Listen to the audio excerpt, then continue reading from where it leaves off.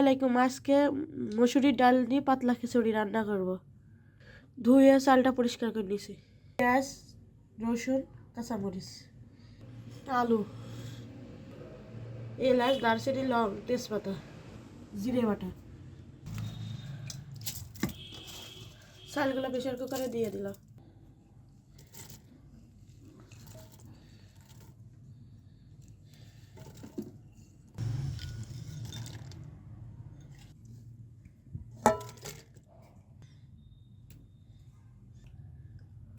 এক চামচ হলুদি গুঁড়া, স্বাদ মতো লবণ।